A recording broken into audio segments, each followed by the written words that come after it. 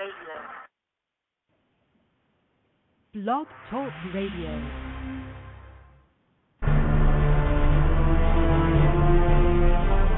There is a mystery lurking the forested areas of the world. Many have seen something, but what is it? Are they seeing known animals? They claim they walk upright, like a human. There are so many eyewitnesses. Can they all be wrong? Is someone just playing a trick on people? Or is it possible a large bipedal being could exist in the forests of the world? You have a decision to make. Do you believe it exists? These are the topics we discuss on Sasquatch Watch Radio.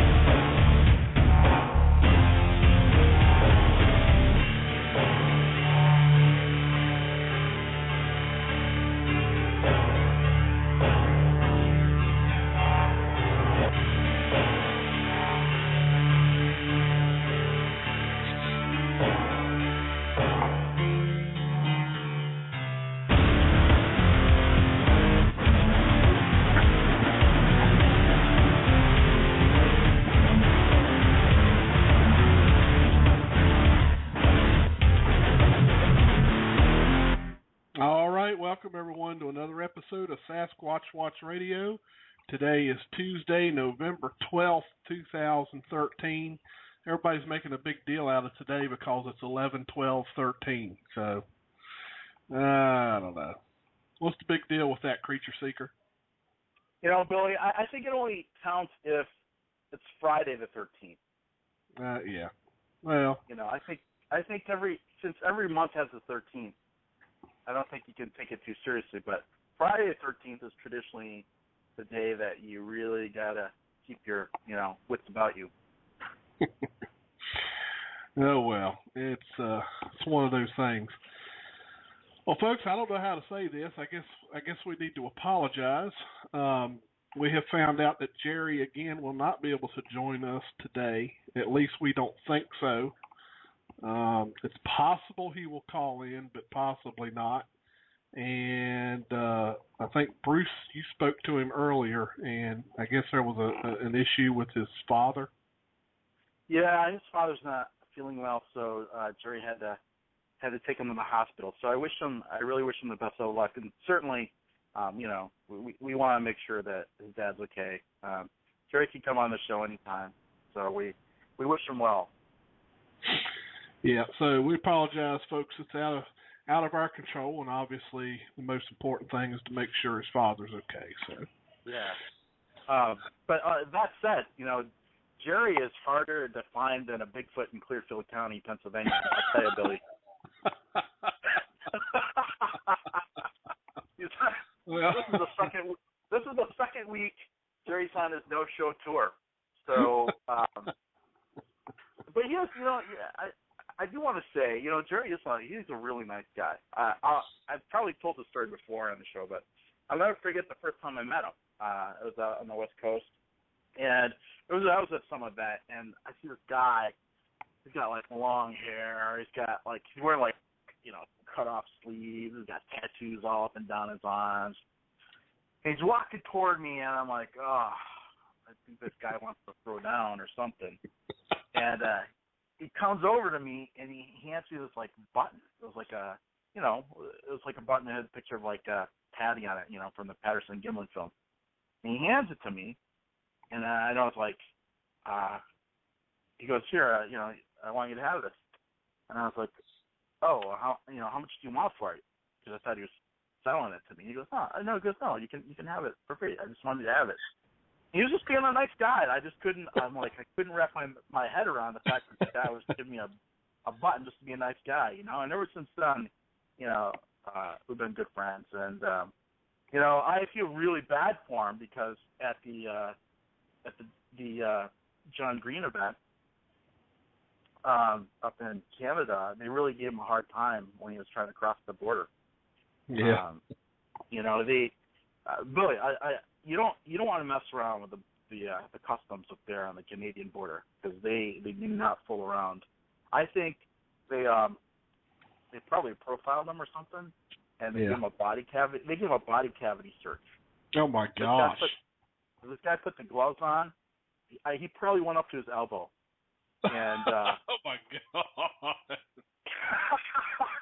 And you know, I think they thought they found some contraband, like it was like a bag of dope or something. He pulled it out. You know what it was? Yeah, you know what it was, Billy? What? Jerry's spleen. So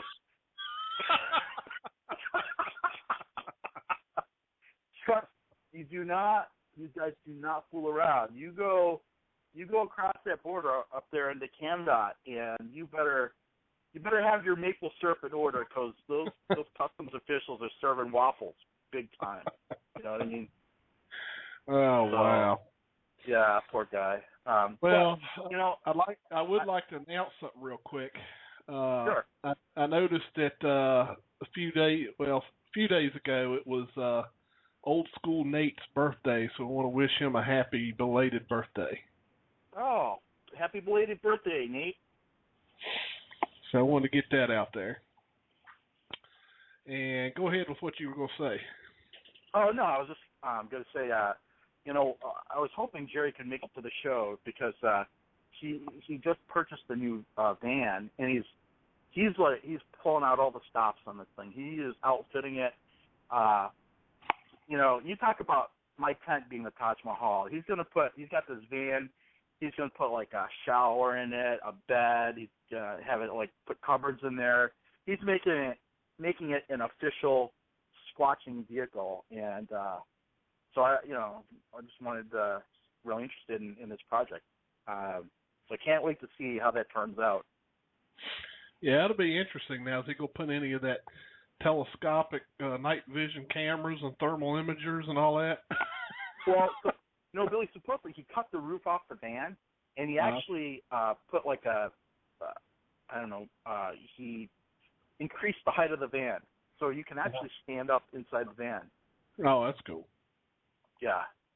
And so what he talked about briefly, and I'm sure I couldn't do it any justice, but, you know, he's putting in a lot of amenities. So he'd be able to basically to drive the van in, and I don't know about the cameras. He didn't really mention anything about cameras, but he basically, you know, drive the van in, and he's just got all his living quarters there, you know? Yeah.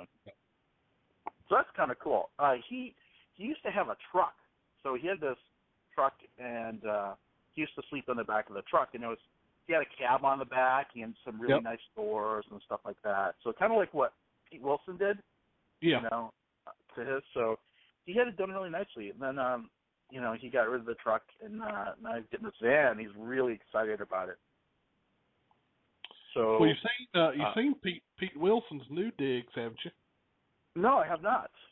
Oh yeah, he got him another truck, but this one's got a camper on the back of it, and you know, so instead of just, you know, how his other one just had a cap on it, you know, similar to what you were just talking about. Well, this one's got an actual camper now, where it's got like the bed, and he's probably, you know, knowing Pete, it's probably got a stove in it, so he can make his breakfast and his coffee, and you know, it's like a pretty nice truck.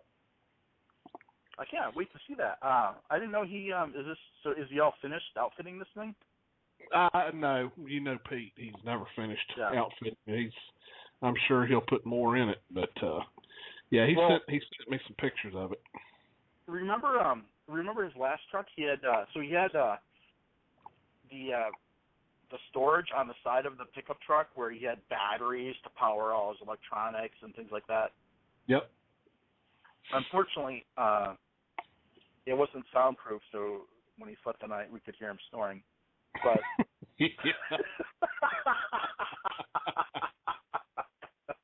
But but that truck was pretty cool. Did he sell it? Did he sell the truck? No, he still got that truck, but he bought this other one, so he's got more room.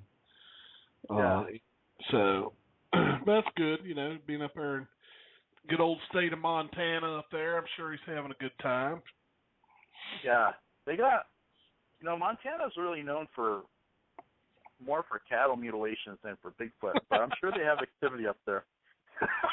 Well, they don't have to fear Pete. If anything, he'll fall on one and fall asleep. Instead of cow tipping, it's Pete tipping.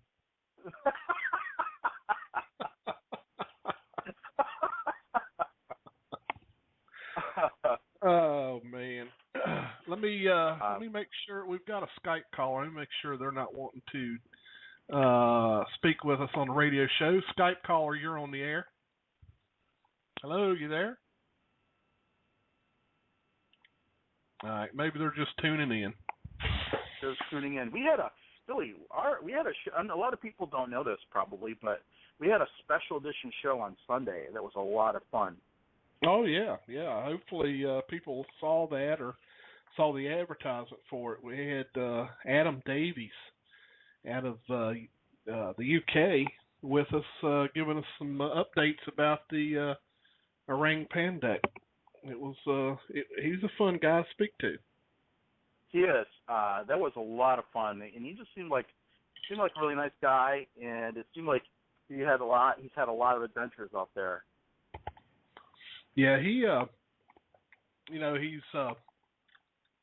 I've seen a few of the documentaries he's in. He's done quite a few, and so him and Cliff Brockman have started the Orang Pendek project. Now, I think there's some other folks involved as well, but apparently this is something that Cliff is self-financing on this project. And I'm interested to see what all they got. Cliff's already got some evidence put up on his website. Got some nice print casts. Very interesting too, because it appears that this creature has that opposable thumb if you look at it. And I wish I could find some clear prints like that of Sasquatch. No, that's the footprints or the handprints. Well, I'm assuming they're footprints because it walks on two, it's bipedal. Or at least all the witnesses have claimed it's bipedal, so.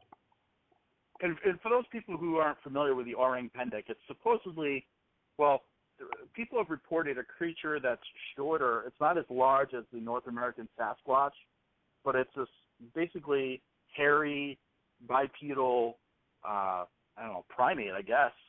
And it's probably about 5 feet tall, probably about the same height as Dave Rupert. And without the goat beard.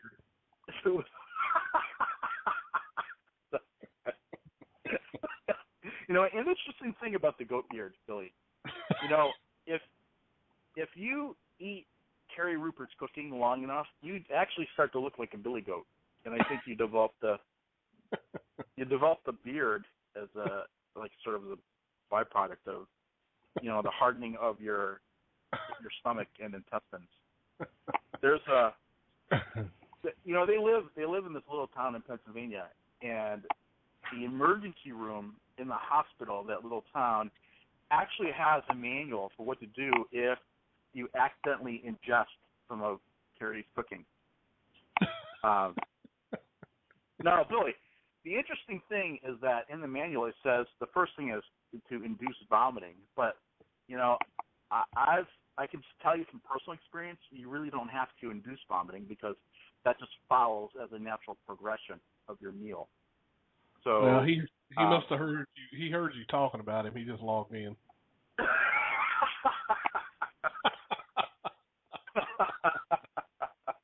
I told him I would talk about him. Actually, I talked to Carrie early tonight. I told her I'd bust her chops on the air. Speaking of goats, Allison, who looks like she must be running late again tonight because she ain't logged in, Allison just put up a video. She's got a little baby billy goat in her house. In her house? In her house. She put it up, and she put it up, says, "Oh, it's going to be a long night," because the thing was just, you could hear it in the video, just just running in the house. They had it up on the couch with the kids. Now, did she say why she has a goat in the house? No, I hadn't seen the reason why, but if she comes into the chat, we'll ask her why. I guess I'm not from that part of the country, Billy, but that seems kind of strange to me. Just hey, we have these goats running around the house. Knowing Allison, she probably rescued it or something. Well, who's going to rescue the goat from Allison? That's what I want to know. I don't know. All right, we got a caller hanging on the line here. All right. Caller from the 814 area code. You're on the air. Good evening. It's Carrie. How are ya? Oh, my Carrie. God. Hey, I'm just concerned about something.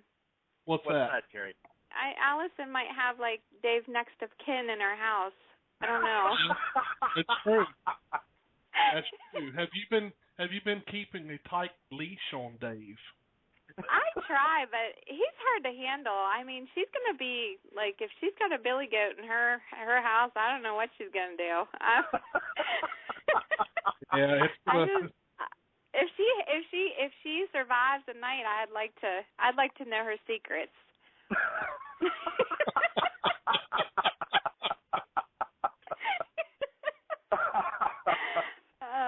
Boy, I'm going to be in trouble. I might be sleeping in the doghouse. I better behave. Can you answer a question for me, Carrie? How do you keep your husband's cloven hooves from damaging the furniture? There's a rip in the couch, and I'm not kidding you. There's a rip. He blamed it on the dog, but I think it was him. Yeah. Probably. But, you know what? I love the goatee, but he looks like a billy goat, but it's so irresistible. You got to touch it, Well, I'll take your word for that, Carrie. Oh, okay. You don't have that problem, huh, Bruce? I'm glad. No, I don't. I'm glad. Now, Carrie, are you in this movie that's coming out? That's debuting. Was it next or later on this month? Right? Are you in that movie? I think I am. You are? I think so. Yeah, I think I am in it just a little bit.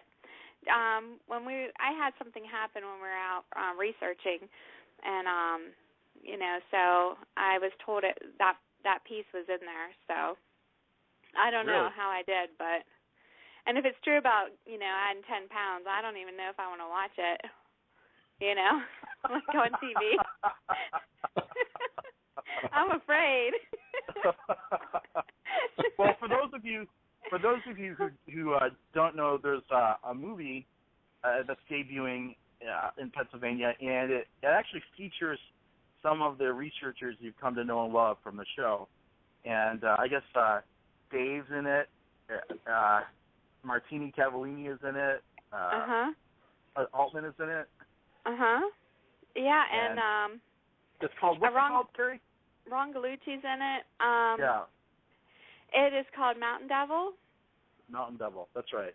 Yeah, and it's a mix of like different researchers being out, and plus there's a story plot behind the whole thing. As far as I guess someone else's a witness that someone that witnessed something years ago. So Denny and Colleen, I think are the ones that came up with the whole idea in the first place, which was 3 years ago. So Ryan's been working on it for a long time, and I think it's going to be a really good movie, and I'm excited just to see it. But yeah, we're actually going to have Eric and Ryan on the show next week. Am I right about that, Billy? Yes, it's next week. I'm pretty sure it's next week. that we've got. It is. It's next week. We've got Ryan and Eric Altman's going to come in, talk about the movie and talk about the premiere and where you can go and see it and that kind of thing. So, of course, I don't think they have many seats left, from my understanding. That's I know there's 100 taken, and I'm being corrected on the whole movie thing. He's like coming back here telling me. Uh-oh. Let me let Mr. Rupert talk to you. Hold on, please. All right.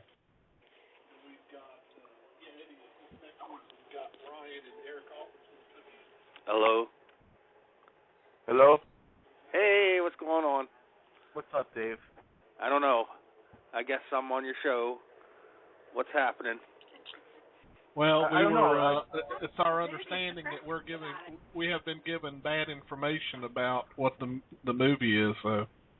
Well, it is. Yeah, you did. I wouldn't listen to nothing she says, especially when she talks about me being a goat or anything like that. Anyway, the movie's based on. He wanted it to be based on a book called The Creature, and he wasn't able to get the rights. But me and him both stumbled onto a story, a report that was up here in the Phillipsburg area, and we just kind of based it off that. We didn't get to investigate too far into this, but we did get to talk to the one guy who got to talk to the witness on his deathbed, who says that he shot and buried a Bigfoot in the Phillipsburg area, and it kind of based it off that, and a lot of it has to go along with. It's like a documentary / a dramamenary, or however you say that. You know, you understand what I'm saying? A docudrama? Docudrama, that's it. Thank you. That's it. What'd you call it, Steve? What did you call it? Don't even ask. No. Let's not go there. Let's not go there. Hey, we'll leave it up to Cavallini. He's going to be there talking to you. He likes to make up his own language.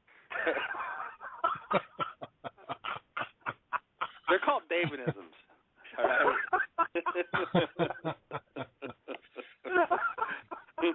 Good gosh. Oh my gosh, it's snowing out. Is anybody else getting any snow? Yeah, they're talking we might get some. I don't know. I'm afraid to look. We already got an inch. Really? Yeah. Wow. Well, you can keep it up that way, okay? Well, I'm going to put a fan out and maybe I can blow it down your way. No, that's okay. I got work to do tomorrow. But no, Cavallini will be able to explain it the best. He's really, up on that the lingo, not Davidisms or anything like that, and he'll explain it best next week. So we'll leave it up. Yeah, that'll work. Oh, I just want to point out one thing before he does come on next week or anything like that. That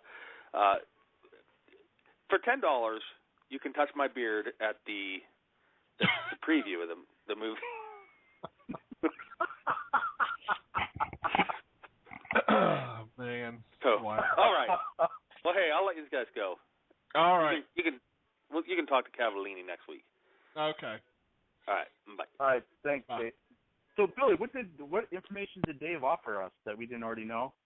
Well, I didn't really hear any, really. I mean, He said we got the wrong information, but then I'm not really sure if he gave us any information that was corrected. Did he? Well, the only thing I heard was that he said that they were trying to base it on a book, and then that didn't work out because he couldn't get the rights, so they based it on another story, something that happened up there, and they researched it and did the story. That's all I got. All right. Well, you did better than me because I couldn't understand his accent. No, Allison's in the chat room. Allison showed up late again. Allison, she's always late. We were talking about Dave Rupert, and he's like a billy goat, so I had to go ahead and spill the beans and tell everybody that you had a little billy goat running around in your house. Billy, I just want to, let me just say this.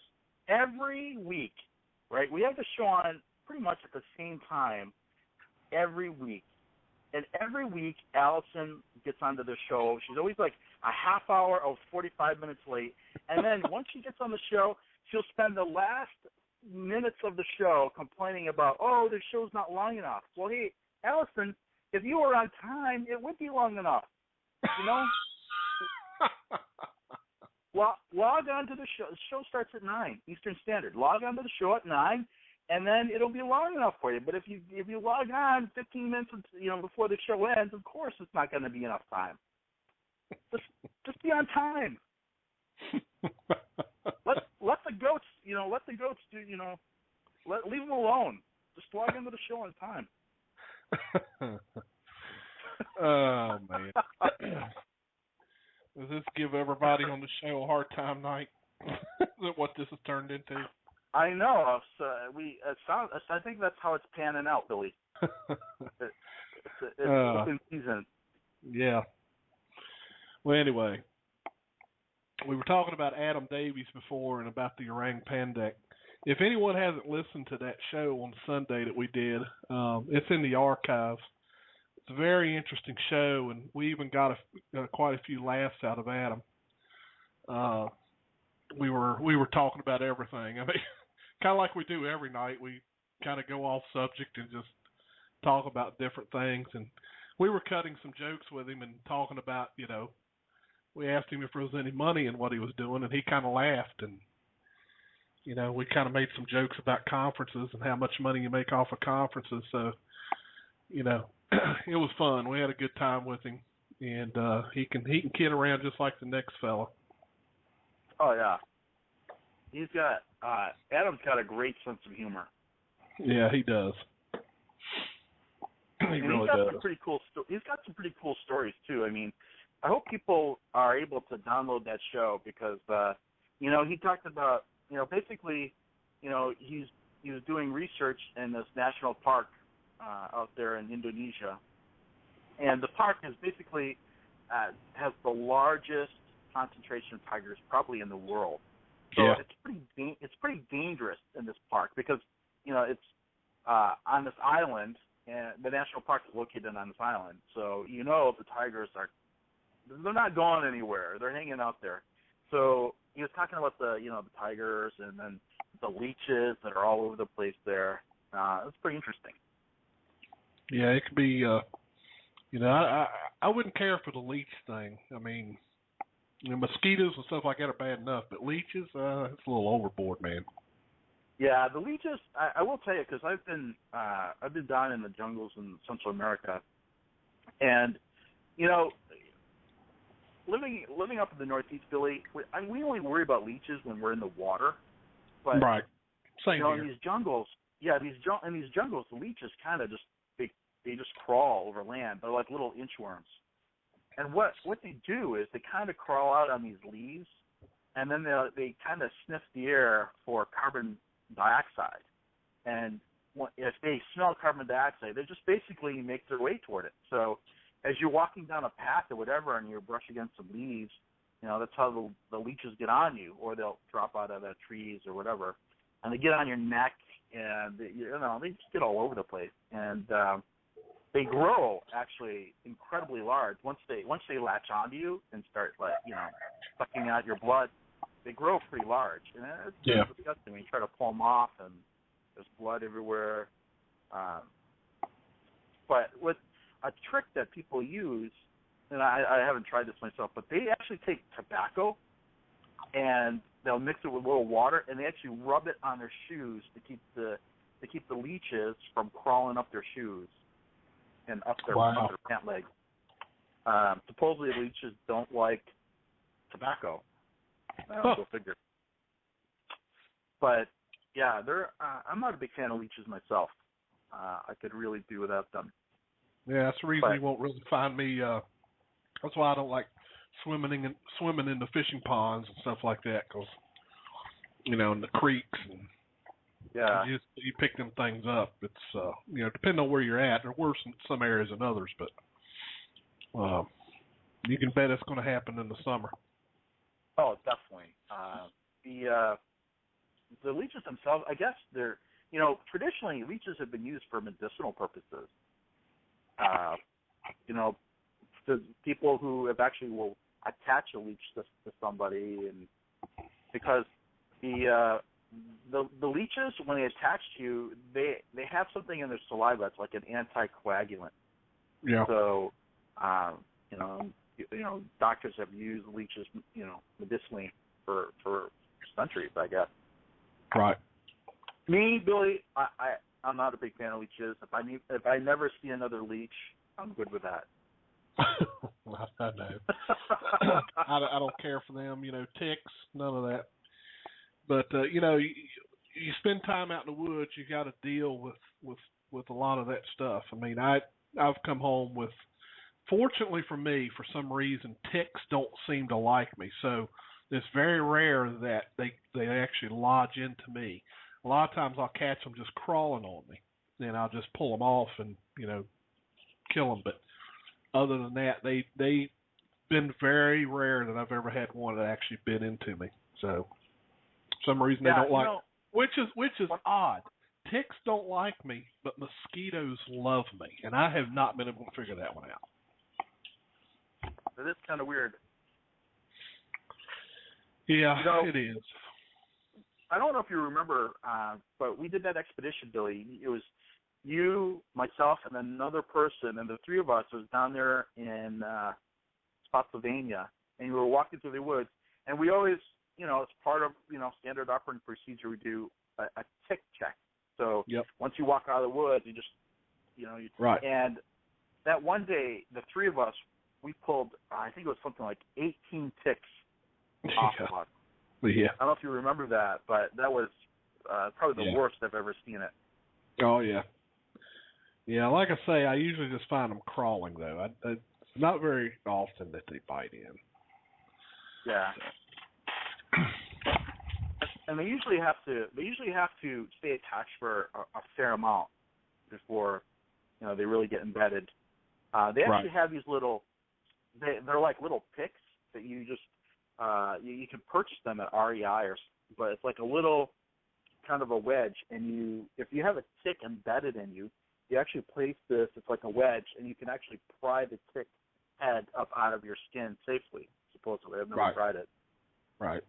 But you should never, you should be really careful when you're pulling a tick that's, embedded. You should be really careful, because if you squeeze the abdomen, basically, if they're carrying any, disease or bacteria or anything like that, you squeeze the abdomen by accident, you're basically squeezing all that into your body. Yeah. So that's why, they recommend that, if you have a pair of tweezers, you pry up from the head rather than squeeze the body. Right. Yeah, Spin Dave said that he got Lyme disease from ticks. That's the one thing I've always worried about, because I know some folks that have Lyme disease, and if it doesn't get treated really early, you can have the symptoms of that for the rest of your life.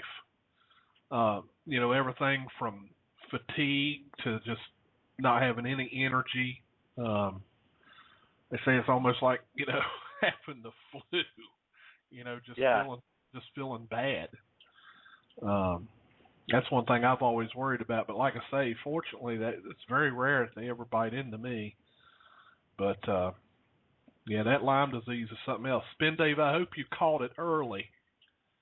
And because I've always been told, and I don't know if this has changed or not. I know back in the day they used to say that if you could catch it within 3 months, then they could treat it with an antibiotic and actually, cure the issue.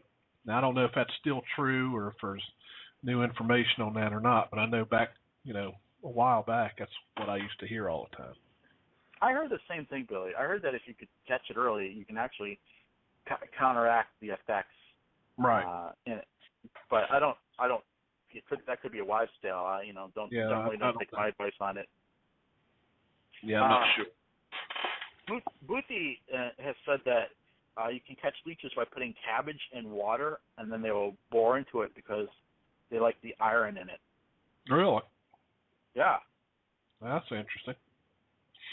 Never heard that one. Oh. But I think if you had Carrie Rupert make some of her food, that would probably kill the leeches. Yeah. If they poured into it. Good God. Wow. Unreal. Oh. But, yeah, so I hope people are able to download that show. That was a pretty good show. Yeah, if you missed it, you definitely want to listen to it. He's a really good sport, and he was able to take the jokes and everything without getting offended. Which I was actually a little worried about that. I got to thinking about it, and I was like, maybe I should have forewarned him a little bit about Bruce. And, well, I mean, come on. I mean, the guy's from Manchester, England. He probably don't know how to, he probably has a little trouble trying to figure us Americans out, Yeah, well, Billy, why is it always me? Why do you have to warn anyone about me? What do I do? You know what though? You know what? He did catch the joke. He did catch the joke where I told him that if you were with him and we were out in the forest, if something comes after you, to just drop a ribeye or drop a prime rib. He did get that joke.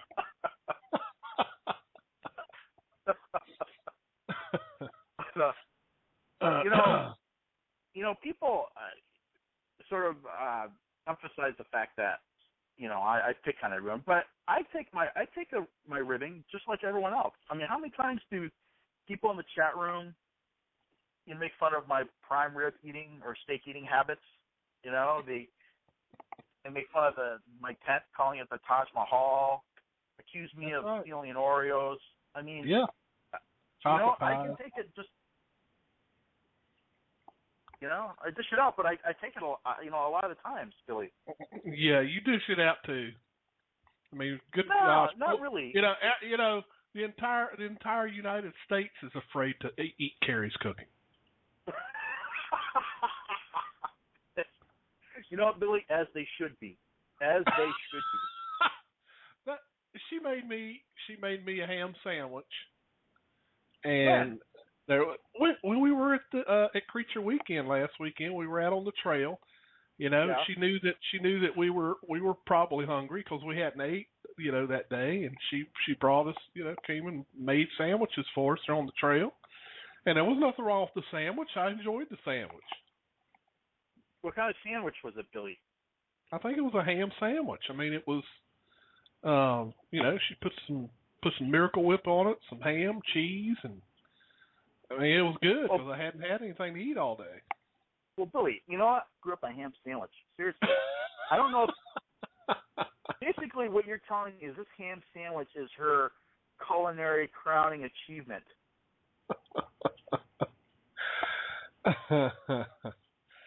I know, Allison. A lot of people say that Miracle Whip.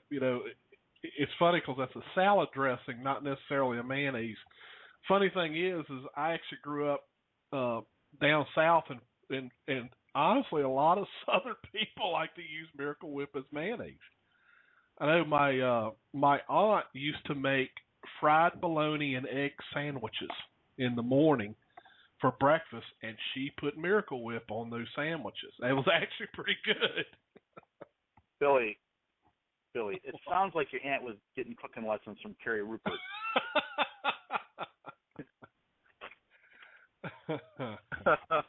Well, it's like, I think people are having trouble getting into Blog Talk tonight, Billy. You think it could be due to the storm?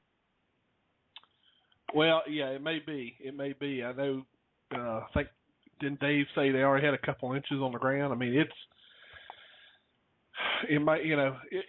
weird how the internet works, because I don't know if you've ever looked at any of those maps, being in the business you're in, but sometimes the internet takes these weird paths. It'll go all the way up to the north before it goes to the south. It's crazy the way everything's routed. So I have to say that I'm not ready for snow. I'm not either. Not ready for it. I'm not either, but I have a bad feeling that this is going to be a bad year. Everybody talks about the woolly, what do you call them, the woolly caterpillars? Yeah. And we've got a ton of those this year. But, Billy, that's a wives' tale, isn't it? I don't know. And they say it's got something to do with the color too. And we've noticed around here, or at least I've been seeing a lot of the caterpillars that are both red and black, like mixed. Usually they're all black, and now they're like red and black. And I've been seeing. So what does that mean? I don't know. I'd have to look it up. I'm sure somebody in the chat room knows. Allison probably knows what it means. But I don't know. I think even the Farmer's Almanac is predicting this to be a bad winter. So I don't know. Phil, you know what the Farmer's Almanac also says? What's that? If you stay single, your pockets will jingle.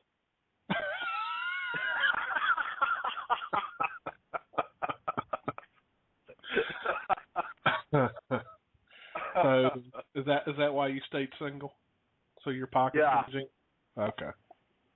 Yeah. Oh man. I don't know. It was probably like 35 degrees today, and I was wearing this jacket I normally wear, and the jacket I normally wear is when the weather's around 50 degrees. I will tell you, the jacket it wasn't cutting it, Billy. I realized too late that I was just not prepared for 35 degree weather. Yeah. So I'm gonna have to break out the winter clothes now. Yeah, it's that time. I usually wear a jacket that's a real good windbreaker. But when that wind is blowing and it's cold, of course it actually got up into the 40s here today, so it wasn't too bad. But the one thing you don't want to do, this is a good time to put your motorcycle up, because if you cover your motorcycle and you have winds like that, well, guess what? That cover is like a kite. So it'll push a bike right over. Wow. It did it to Timmy's bike. That Honda of his, he went out there and it was over on its side because that wind caught that bike cover and just pushed it over. I mean, just like it was nothing. Fortunately, it didn't damage anything. So you must have had some pretty hard winds out there. Oh, it was really hard. When I got up this morning, it sounded like the windows were whistling. I mean, it was pretty hard this morning.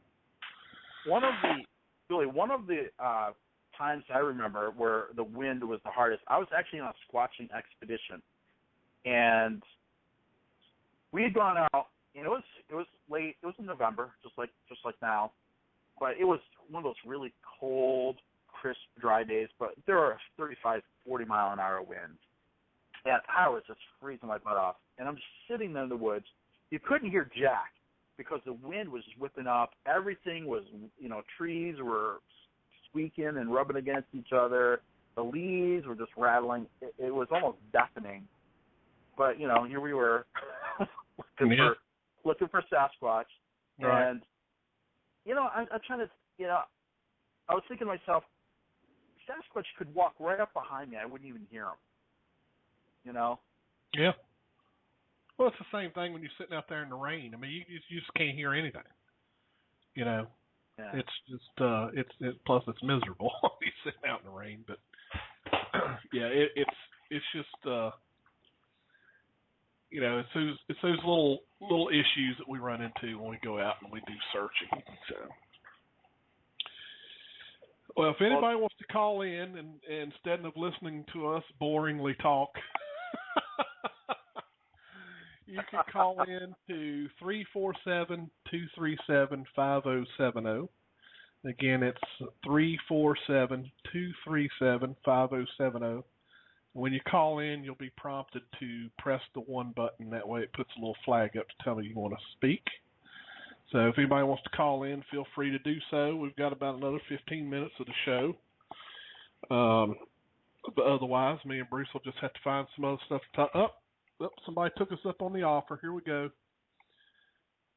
Caller from they probably got sick and tired of listening to us, Billy. They probably did. Caller from the 540 area code. You're on the air. Yes, hi, Billy and Bruce, or Yep. Creature Hi. Seeker. This is Mary. Hey, Mary. Hi, Mary. I've called in before a couple of other times, and I just, I enjoy your show very much. So I just wanted to ask you if you watched the TV show, Finding Bigfoot. Did you watch it, Bruce? I did not watch it. No. Yeah, I didn't think I was going to watch it, this season, but what can I say? I'm hooked.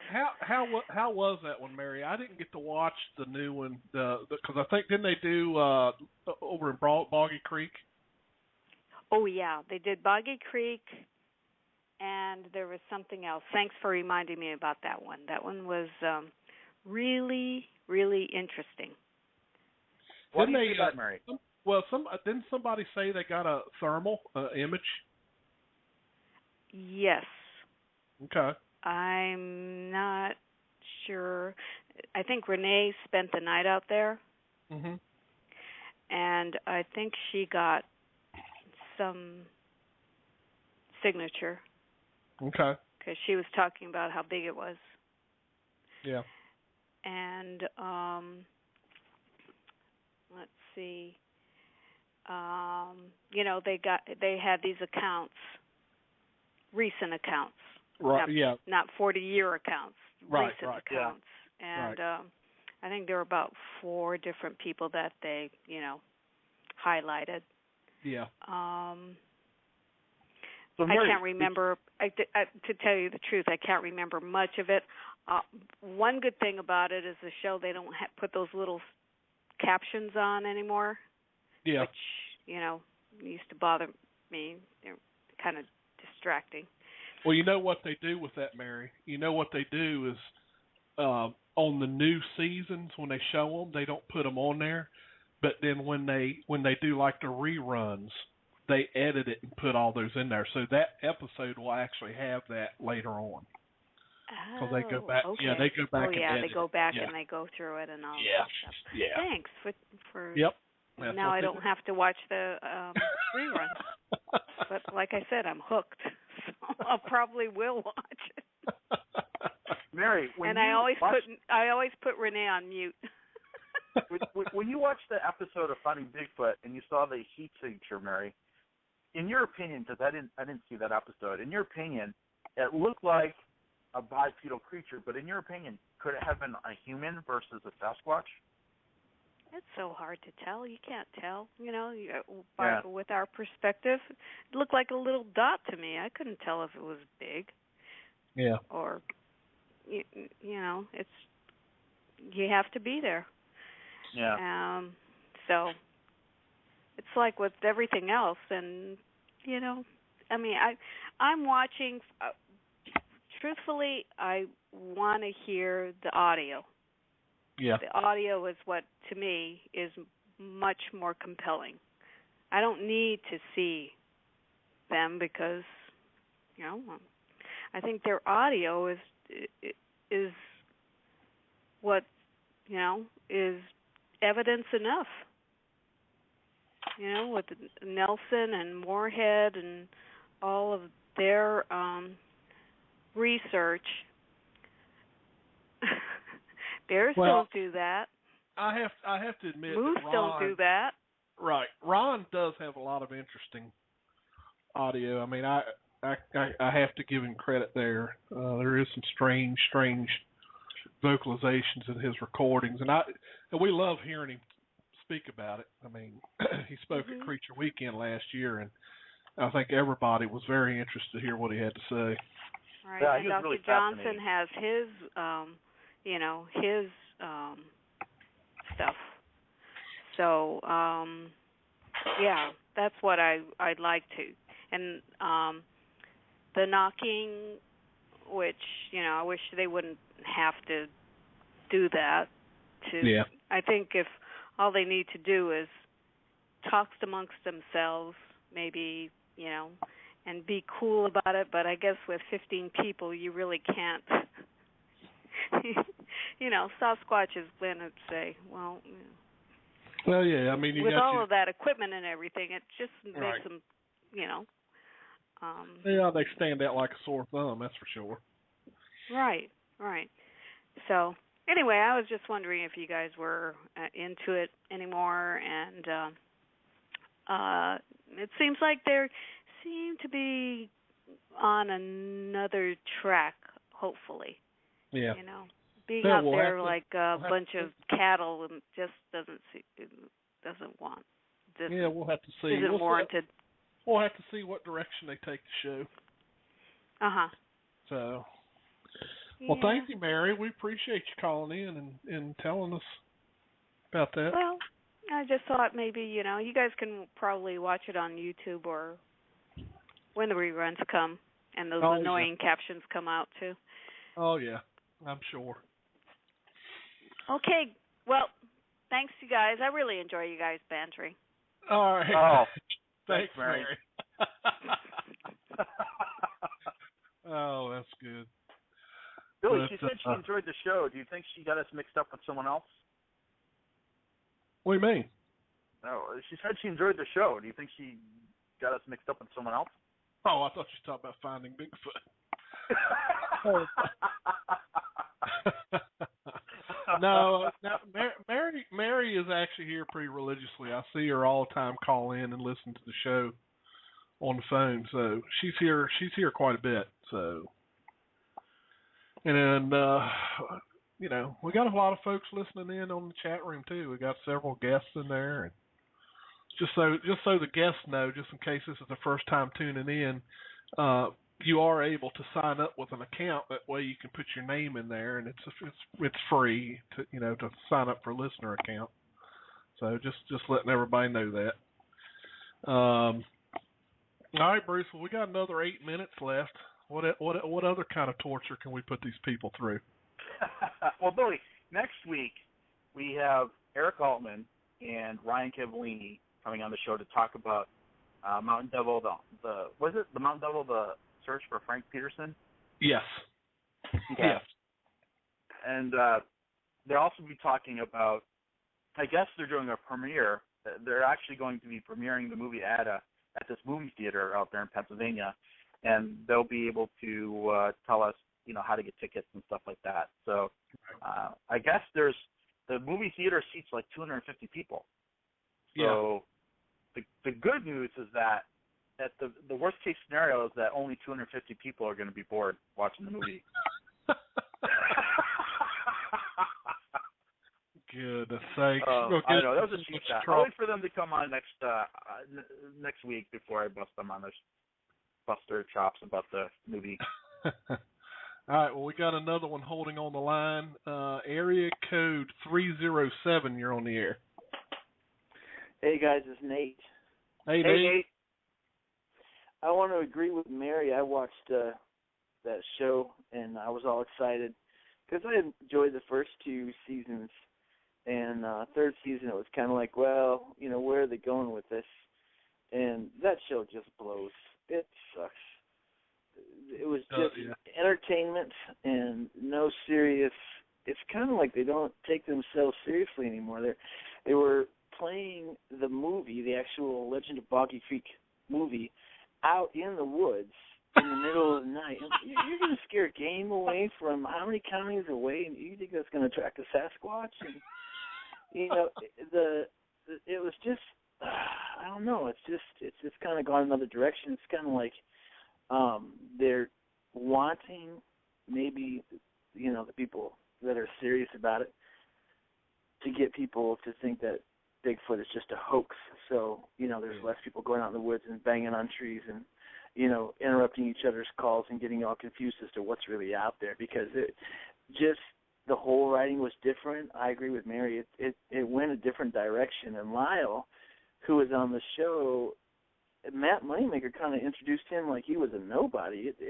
It's kind of a disservice because Lyle's his own cryptozoologist. He's a big name. He's been all kinds of places, and he has a lot of research under his belt. And he introduced him as just a local expert on the folk monster. And it's like, no, Lyle's, and he's been doing this for quite a while, and he's all over the place.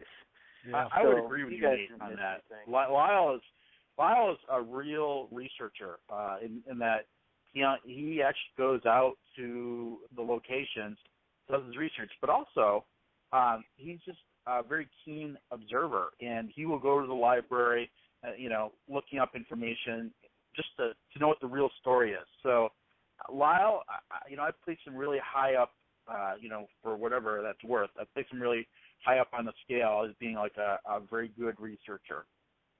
And I agree with you. I think he's not just a sort of a local expert. I think he's probably even more of a researcher than some of those researchers on TV. So, Yeah. Definitely. I mean, it was an okay show for some of the science. They showed that swamp area where the fog monster is supposed to be, and it's big. I mean, I had no idea it was that enormous. Just miles and miles and miles and miles of swamp, and they went around in a speedboat. And I don't know, but just the whole show now just kind of seems like they're just kind of making fun of themselves. And I think Cliff is the only one that's serious about it. Matt just kind of looked like he was lost the whole time. I was just laughing out loud the whole show. So, all right, guys.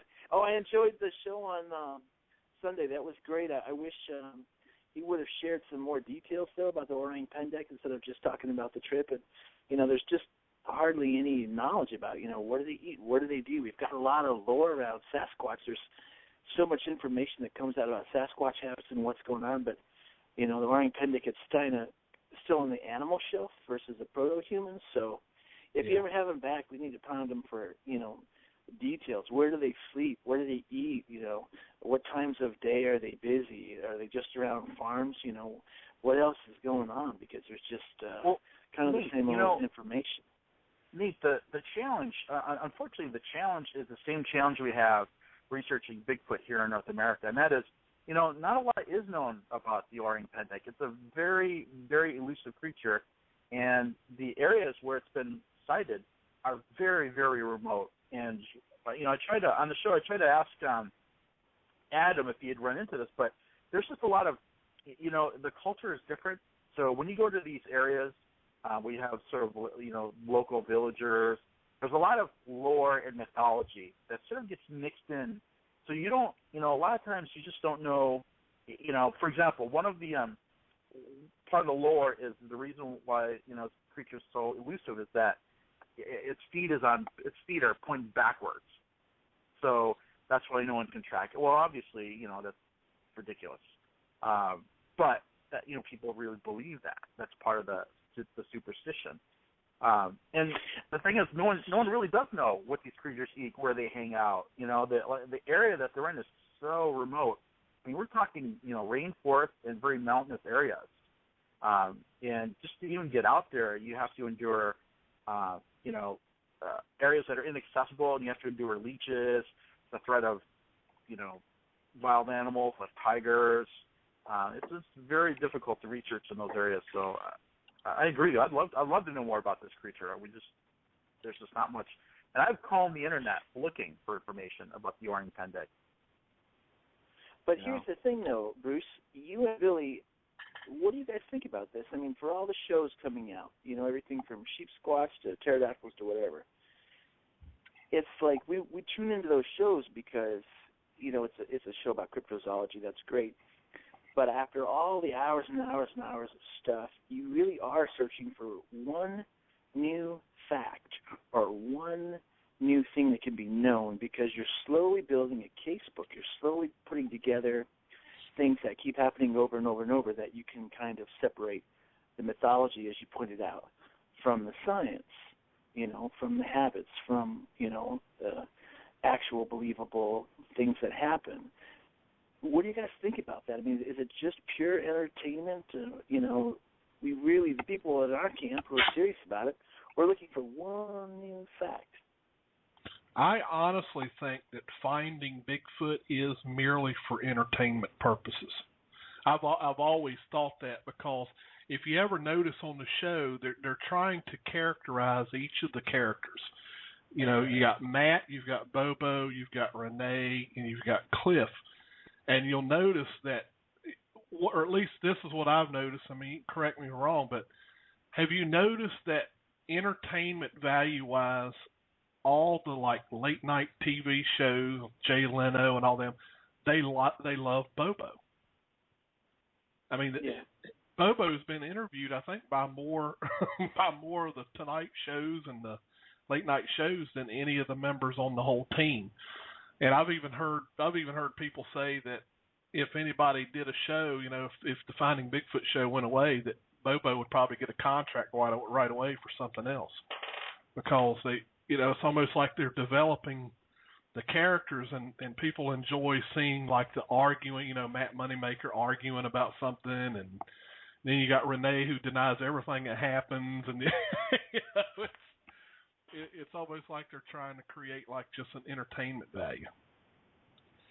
Yeah, I guess I'm just whimsical for a long time, expedition-based show. Yeah.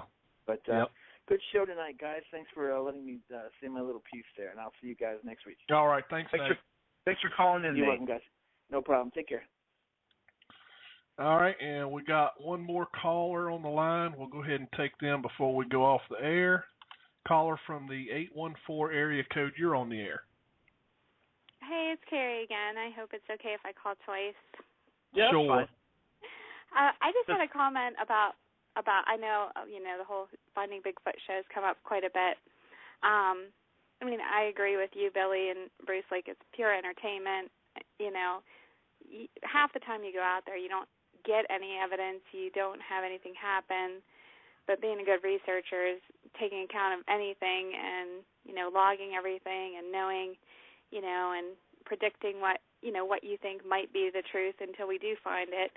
Mm-hmm. And I know that, like, with Dave, that really, ticks him off that everything's squatchy, and it's not. And But, one thing I do value about that show is it's gotten a lot of witnesses to feel comfortable telling their story and feel good about it.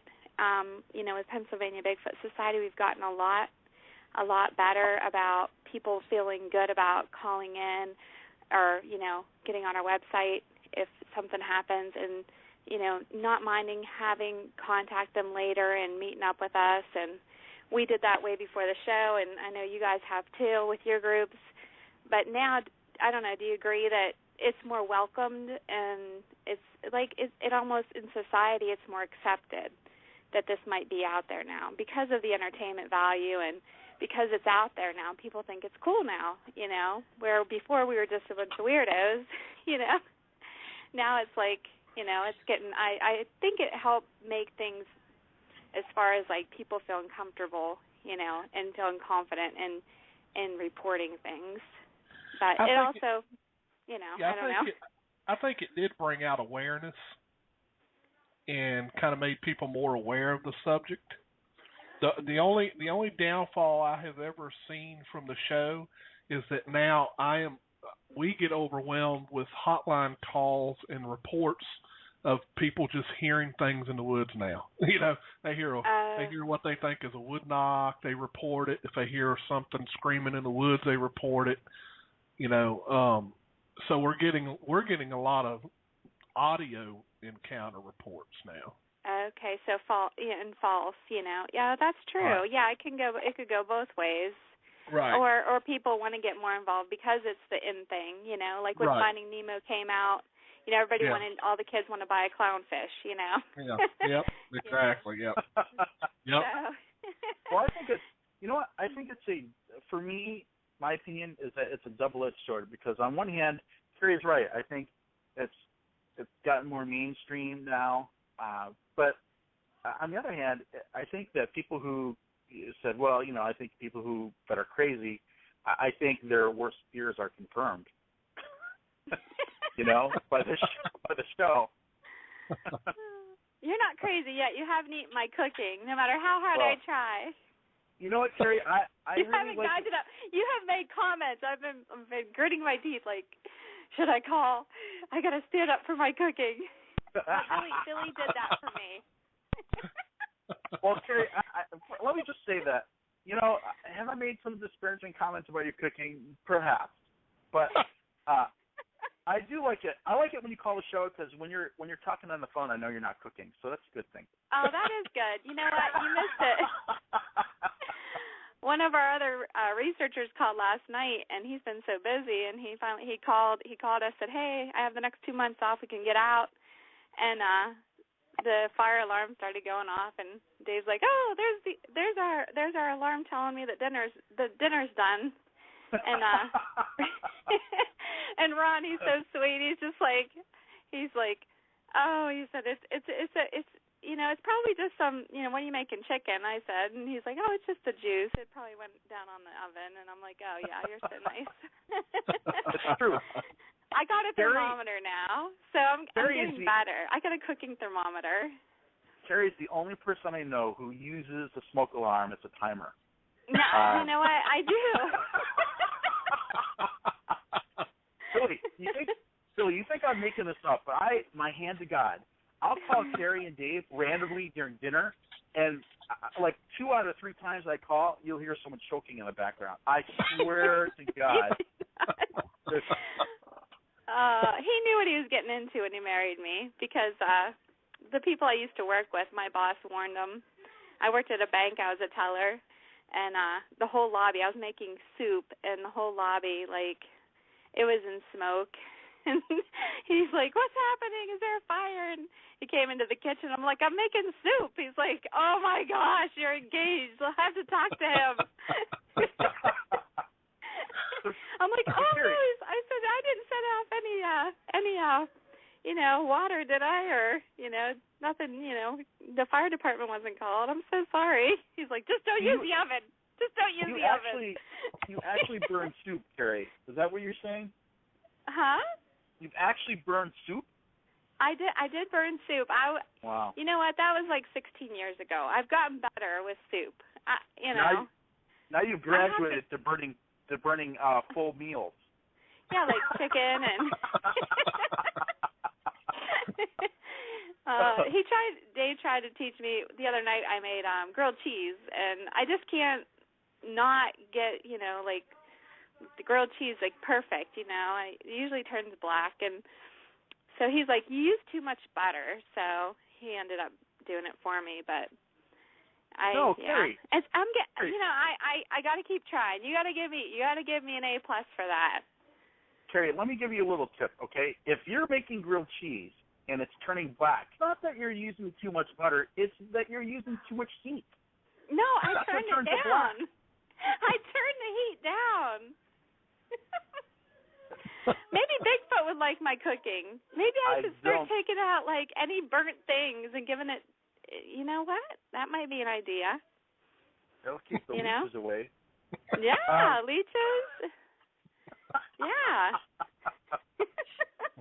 Terry, remember when you were making those moose pies, and you had the griddles, and you put the sandwich in between the griddles, and you closed, the griddles, and then Bruce, you won't let me forget it. You won't let me forget it. You won't let me forget it, will you? I've never seen cast iron, being like red hot like that. It looked like they were. I walked away, and I shouldn't have, huh? I did burn one of our mountain pie irons that way. I left it in for too long. It's the timing. I need help with the timing. But anyhow, this is. I'm sorry. This is not about my cooking problems. I should let you get. Terry, you just have to be more attentive. To talk about. Yeah. You just have to be more attentive. When you're cooking something, right? You have to be attentive to it, and you have to watch it to make sure it doesn't burn. You can't walk away. It's not like you're incubating something, right? You're cooking. Well, that's true. I do stay with it sometimes. No, you're right. That's probably my problem. It's okay. I'll get there. I might take a class. If I take a class, will you eat my food? Probably not, Terry, but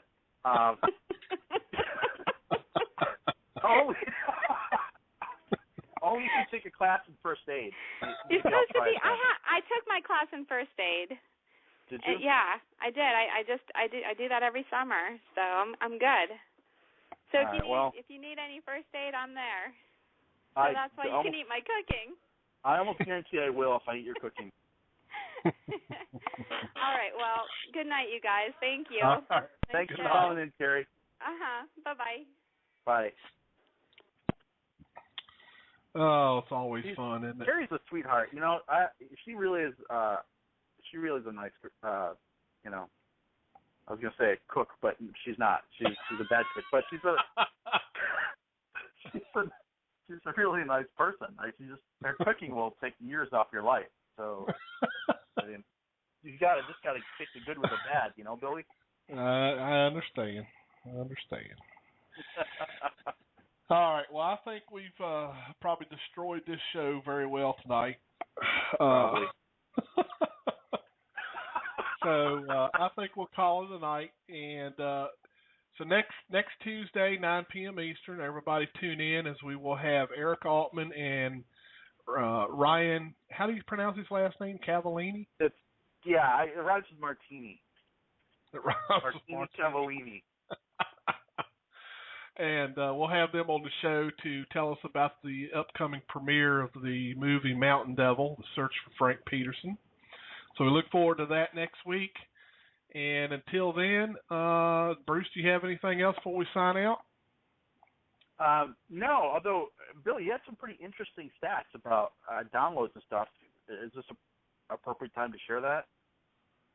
Yeah, if I can remember. I might have to look what I texted you, because I can't even remember it off the top of my head. Well, if not, we could talk about it next week. I was just amazed. You know, and just wanted to say thanks to all the listeners out there who, you know, make the show the success that it is. It's just amazing. Yeah, we had, let me see if I can find it here. You know, and everyone out there does deserve a huge thanks, because, you know, we're still trying to figure out why this many people listen to us, but, you know, we might have to give up on trying to figure that out. But let's see. I was looking at the stats today on the show, and in the month of October, just last month, we had a total of 31,757 downloads of the show. Now, that's quite impressive, actually. I mean, we're kind of like, what? You know, but it's what I found out is that number incorporates not just people that listen to us on Blog Talk and the archives in Blog Talk, but that it also includes iTunes and any other podcast, because I do have the show going to certain websites that have podcasts on it too. So it's a combination of all of them. But then when I got to looking at it a little closer, you know, in the past 7 months, we've had over 250,000 downloads. So that's amazing, really. It's amazing, and again, you know, Bruce kept asking me today, Billy, are you sure that's right? Who the heck wants to listen to us sit over here and badger and run our mouths? But apparently, y'all enjoy hearing us cut each other and cut our guests. And well, we have listeners from all over the world, and that's equally amazing to me. Yeah. Yeah, because we do have listeners in the UK, we have listeners in Japan, and the main reason I know this is because a lot of them will contact me on Facebook or simply send me an email. And we've got loyal listeners that have been listening since we first started Sasquatch Watch Radio years ago. You know, back when D.B. Donlin was a co-host and things. So, you know, we got some faithful listeners here, and we appreciate each and every one of you. We couldn't do it without you. So, all I can say is our hats off, and we thank you a lot for listening to the show and giving us the encouragement to keep going with it. I agree wholeheartedly with Billy. I'm just really thankful that we have so many loyal listeners, that you guys take time out of your day to listen to our show, whether it be, you know, downloading the podcast or listening to it live, and we really appreciate that. It does provide incentive for us to keep going, knowing that there are people out there who enjoy the show as much as we enjoy doing it, really. Yeah. Yep. So, Allison said just started a little later.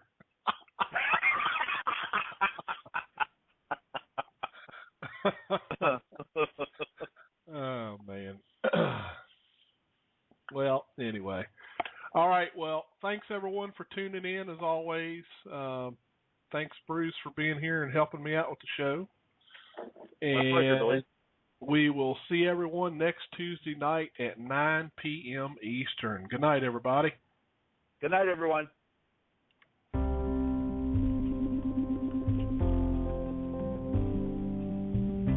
Thank you for joining us on another episode of Sasquatch Watch Radio. Remember to join us again next Tuesday night at 9 p.m. Eastern. We appreciate every one of our listeners. Thank you so much for being here.